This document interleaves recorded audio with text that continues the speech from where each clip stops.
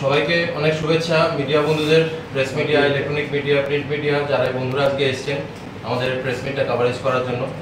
প্রথমে Indian association of physiotherapist Tripura state branch থেকে আমি general secretary Soumya Bhattacharya, president Birbhar Debnath, treasurer Anshuman Dasgupta, executive member vice president Rini Chakraborty এবং আমাদের এক্সিকিউটিভ মেম্বার দীপাঞ্জয় সরকার এবং নবরূপ দেবনাথ মহোদয়ের পক্ষ থেকে আমরা আপনাদের অনেক অনেক শুভেচ্ছা জানাচ্ছি। আজকের প্রেস মিটটা মূলত আমাদের আগামীকাল থেকে আমাদের 3 দিনের একটা কনক্লেভ, ফিজিওথেরাপি কনক্লেভ আমাদের আগরতলায় north east physiotherapy conclave, north east physiotherapy conference start হতে যাচ্ছে, শুরু হতে যাচ্ছে। ফিজিওথেরাপির এই ব্যাপক প্রচার এবং প্রসার আমরা দীর্ঘদিন ধরেই এটা করে আসছি Indian association of physiotherapy state branch থেকে, তার সাথে গভর্নমেন্টের জয়েন্ট কোলাবোরেশনে আমরা প্রোগ্রামটা করছি। গভর্নমেন্ট থেকে আমরা অনেক রকম সাপোর্ট, সহায়তা আমরা পেয়েছি। তো কাল আমাদের স্পোর্টস ফিজিওথেরাপির উপরে একটা বিশেষ কর্মশালা থাকবে। এখানে উপস্থিত থাকবেন ভারতবর্ষের বিখ্যাত ফিজিওথেরাপিস্ট প্রফেসর ডক্টর সঞ্জীব ঝা, উনি সেন্ট্রাল আইপি প্রেসিডেন্ট, এবং আমাদের কালকের ওয়ার্কশপের উদ্বোধন করবেন আমাদের রাজ্যের গর্ব ডক্টর পদ্মশ্রী ডক্টর দীপা কর্মকার এবং ওনার কোচ মিস্টার বিশ্বেশ্বর মহোদয়। পরের দিন থেকে আমাদের ফিজিওথেরাপি কনক্লেভ যে প্রোগ্রামটা স্টার্ট হবে, বিভিন্ন রকম scientific session, poster presentation, seminar competition, debate এবং সন্ধ্যায় সাংস্কৃতিক অনুষ্ঠান থাকবেন। তো আমরা আমাদের অ্যাসোসিয়েশনের পক্ষ থেকে আমাদের রাজ্যের মুখ্যমন্ত্রী প্রফেসর ডক্টর মানিক সাহা মহাশয়কে আমরা ইনভাইটেশন করেছি, এবং তার সাথে যে স্পোর্টস মিনিস্টার মিস্টার টিঙ্কু রায়, উনিও আমাদের কনসেন্ট দিয়েছেন আমাদের ইনোগ্রেশন প্রোগ্রামে ওনারা থাকবেন। তো ওই প্রোগ্রামে আমরা একটা সুভিনিয়ার পাবলিশ করব। ওই সুভিনিয়ারটার মধ্যে দেখতে পারবেন আপনারা যে আমাদের রাজ্যের কী কী ফিজিওথেরাপি নিয়ে কী কী রিসার্চ হচ্ছে, আগামী দিনে ভবিষ্যতে কী কী কাজ আমরা ফিজিওথেরাপি নিয়ে করব। তার সাথে সন্ধ্যায় একটা সাংস্কৃতিক প্রোগ্রাম থাকছে, এবং পরের দিন আমাদের ফিজিওথেরাপি কনফারেন্সের যে অন্তিম দিনে থাকছেন আমাদের ত্রিপুরা রাজ্যের রাজ্যপাল মহামহিম ইন্দ্রসেনা রেড্ডি মহোদয়, এবং আমাদের উপস্থিত থাকবেন আমাদের রাজ্যের জনপ্রিয় ডাইনামিক মিনিস্টার সুশান্ত চৌধুরী মহোদয়।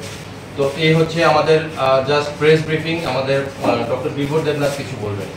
আমরা কদিন আগে প্রেস মিট করেছিলাম কোয়ালিটি ফিজিওথেরাপি ট্রিটমেন্ট এবং কোয়ালিফাইড ফিজিওথেরাপি ট্রিটমেন্টে ফিজিওথেরাপি সুবিধা নেওয়ার জন্য আমরা ত্রিপুরাবাসীকে অনুরোধ রাখবো, আপনারা যে ফিজিওথেরাপিস্টদের ট্রিটমেন্ট করছেন ওনাদের ব্যাকগ্রাউন্ডটা যাচাই করে নিন, ওনারা কোয়ালিফাইড ফিজিওথেরাপিস্ট কিনা, এবং Indian association of physiotherapist membership, যে আমাদের লাইসেন্স যে মেম্বারশিপ দেয় ওনাদের দ্বারা মান্যতাপ্রাপ্ত কিনা। কারণ কোয়ালিফাইড ফিজিওথেরাপিস্ট ছাড়া ভুয়ো ফিজিওথেরাপিস্ট দিয়ে ট্রিটমেন্ট করার পরে দেখা যাচ্ছে অনেক শারীরিকভাবে অনেকভাবে ক্ষতিগ্রস্ত হচ্ছে, আর্থিকভাবেও ক্ষতিগ্রস্ত হচ্ছে, শারীরিকভাবেও ক্ষতিগ্রস্ত হচ্ছে। তো এইগুলো আমরা অন প্রসেসে আছে। আমরা আসছে দিন আমরা এগুলো নিয়ে আরও কঠোর পদক্ষেপ নেব, যাতে করে ত্রিপুরার মানুষ সুন্দর এবং সুরক্ষিত ট্রিটমেন্ট, ফিজিওথেরাপি ট্রিটমেন্ট সুবিধা নিতে পারে। আপনাদের নিশ্চিত আপনারা চিহ্নিত করতে পেরেছেন, যেহেতু আপনারা বলছেন যে ভুয়ো আছে। আমরা আমাদের কাউন্সিল থ্রুতে, আমাদের স্টেট অর্গানাইজেশন থ্রুতে আমরা একটা ডাটাবেস তৈরি করছি, কাদের জেনুইন ডিগ্রি ফিজিওথেরাপি ডিগ্রি, মানে DPT bachelor in physiotherapy degree নেই, মান্যতাপ্রাপ্ত ইউনিভার্সিটি থেকে ডিগ্রি নেই, ওদেরকে আমরা শর্ট লিস্ট করে আমরা ডিস্ট্রিক্ট ম্যাজিস্ট্রেটের কাছে আমরা লেটার পুট করব। তারপরে যা অফিসিয়ালি যা প্রসেস, তার জন্য আমাদের একটা লিগ্যাল অ্যাডভাইজার আমরা রিক্রুট করেছি। ওনার পরামর্শে আমরা যা যা করণীয় এই স্টেপগুলো আমরা করতে থাকবো। যথাসময়ে আপনাদের জিনিসটা আমরা সবাই ডিসকাস করব। সংগঠনে কোনো রকম অসুবিধা বা দাবি দেওয়া কিছু রয়েছে, সব ঠিক আছে? আমাদের তো দাবি দেওয়া বলতে, দেখুন আমাদের দাবি দেওয়া হচ্ছে ত্রিপুরা রাজ্যে ফিজিওথেরাপিস্ট গভর্নমেন্ট সেক্টরে পোস্ট ক্রিয়েট করা এবং প্রাইভেট সেক্টরেও পোস্ট ক্রিয়েট করা। কারণ দীর্ঘদিন ধরে ফিজিওথেরাপিস্টরা, দেখুন ফিজিওথেরাপিস্ট একটা independent health care profession, job সবার হবে, এটা কোনো গভর্নমেন্ট বা কোনো সরকার থেকে এটা এশিওর করবে না।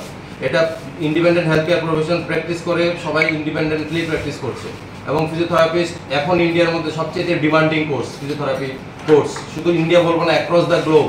কারণ এই যে আমাদের লাইফস্টাইল মডিফিকেশন বা সব কিছু নিয়ে ফিজিওথেরাপির একটা বিশাল রোল থাকছে।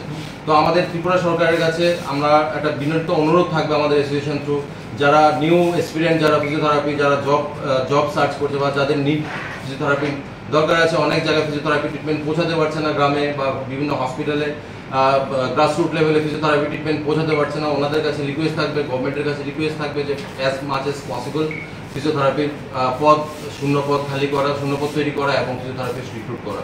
এবং সেটা অবভিয়াসলি টিপিএসসি থ্রুতে হোক, Tripura public service commission through exam থ্রুতে হোক, কোনো ওয়াক ইন ইন্টারভিউ নয়। যার যার যার কোয়ালিটি আছে, যার ট্রান্সপারেন্সি আছে, ও যাতে জব সিকিউর করতে পারে। ফিজিওথেরাপির বিরুদ্ধে একটা অভিযোগ আছে যে এক এক জায়গায় এক এক রেট রাখা হয়, মানে একই রোগের ফিজিওথেরাপি যদি এখানে করা হয় একটা রেট, আরেকটা সেম রোগ আরেকটা বলে আরেকটা বেশি কোনো জায়গায় বেশি রাখা হচ্ছে, সেরকম কেন? দেখুন, একটা হচ্ছে আপনারা এটা কোন কোন করে কেন? এটা আপনারা অবগত আছেন, যারা গভর্নমেন্ট হসপিটালে ত্রিপুরা রাজ্যে কোনো ফিজিওথেরাপির ফিস রাখা হয়, বা প্রাইভেট চেম্বারগুলি আপনারা এটা জানেন যে এক একজন ডাক্তারের ভিজিট এক এক রকম। ওর ডিগ্রি, ওর কোয়ালিফিকেশান, ও কি মডালিটিস কি ইউজ করছে, ওর এরানা কী আছে ফিজিওথেরাপি ক্লিনিকের, ওটার উপর ডিপেন্ড করে। এটা কোনো সরকারি বা যে প্রাইভেট সেক্টরটা আছে, এটা কোনো সরকারিভাবে আমাদের কন্ট্রোল করা হয় না যে এত রেট রাখতে হবে, এত রেট রাখতে হবে।